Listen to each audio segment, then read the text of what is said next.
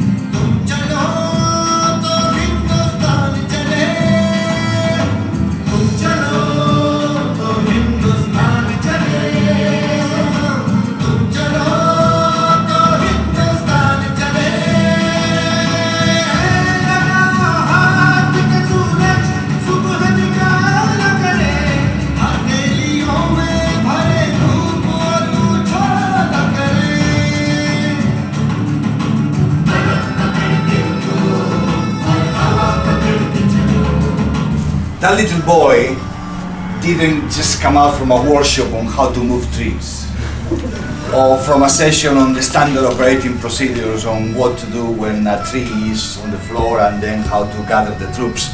No, and the little boys who follow them the same, they just did it, and the adults who were there, they just joined and did it. Welcome to Management of Change.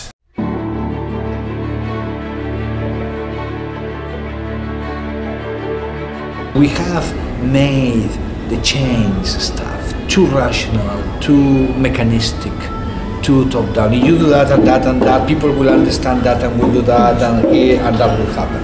And it's just that's it. Because there are lots of other things around it, like for example, copying each other, peer-to-peer, whether it makes sense or not. We are an extremely sophisticated copying machine. We copy what is around us, whether we like it or not, whether we think that we don't, whether it's good or bad. I'm not making any judgment, but certainly that's how it works.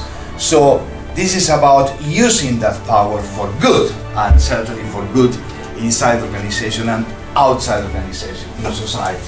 So let me take you through a little tour of looking at the world that is around me. I can understand that the organization is always being seen as kind of an engineering model. Many organizations are run by engineers or accountants, and they say, well, if you have all the pieces in place, all you have to do is to repeat it and do it and you will be okay.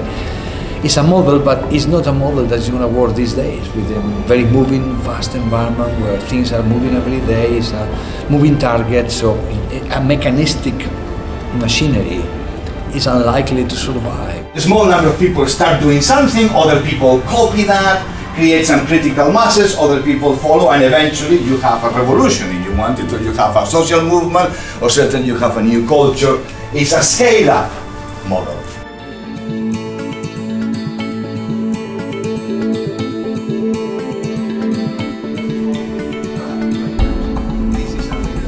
We have passions, we have emotions, and business has been traditionally very bad at understanding everything that has to do with emotions. Emotions has been a dirty word. I mean, so even,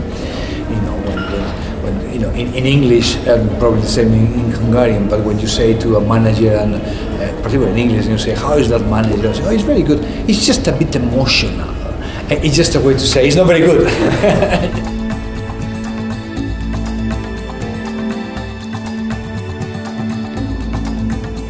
Behaviors hate PowerPoints. You can't put behaviors in a PowerPoint. You can describe what the behavior is, but it's not a behavior, there are words. Behaviors is when somebody is doing something and somebody else is seeing that and is copying that, consciously or unconsciously, for good or for bad. So this is a world which is more of a pull world. Why? Because with my behavior, little boy, I'm pulling behaviors around me.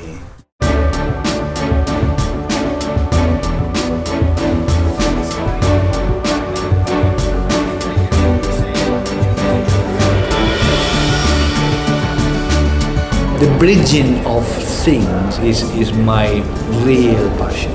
Some people say that in my books I probably even say too much.